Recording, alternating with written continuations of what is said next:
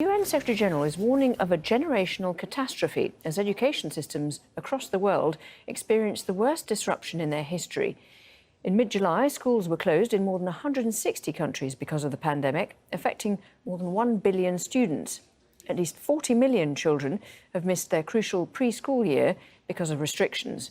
The UN is warning nearly 24 million children could drop out or lose access to education, adding to a total of more than 250 million children out of school before it hit.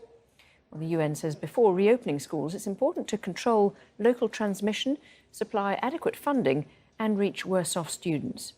Antonio Guterres says the pandemic could undermine decades of progress. We already faced a learning crisis before the pandemic. More than 250 million school-aged children were out of school. And only a quarter of secondary school children in developing countries were leaving school with basic skills. Now, we face a generational catastrophe that would waste untold human potential, undermine decades of progress, and exacerbate entrenched inequalities. Let's talk more about this with Heather Simpson, who's the Chief Programme Officer at Room to Read, a non-profit organisation helping children's literacy in Asia and Africa. She's in Maryland. Thank you very much for being with us. So I understand you've done some research to establish how serious it would be if people did drop out. Tell us a bit about what you found.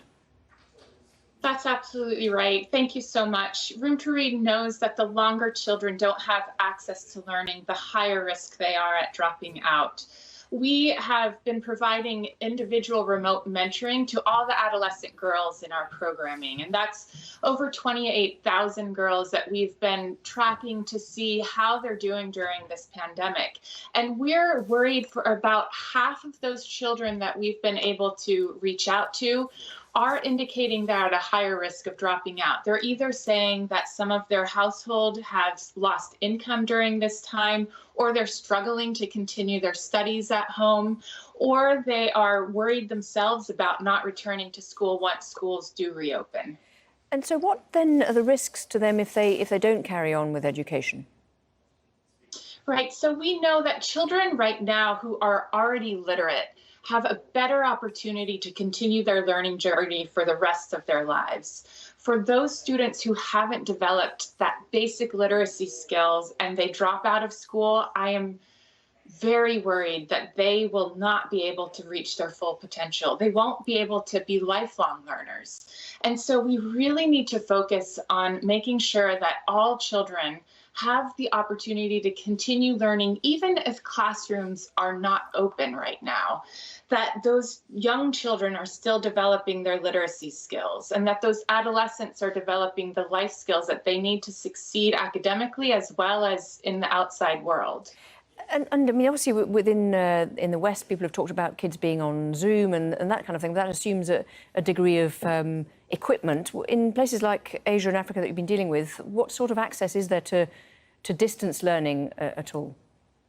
That's right. So the UN reports that at least half of the students in Asia and Africa do not have access to computers at home or the internet. We do know, however, that about 75% of the world's population does have access to things like radio and television. So Room to Read is working with ministries of education, local radio broadcasts, local television stations to broadcast literacy lessons, to broadcast life skills lessons, so that we're finding those appropriate technologies to reach out to children where they are.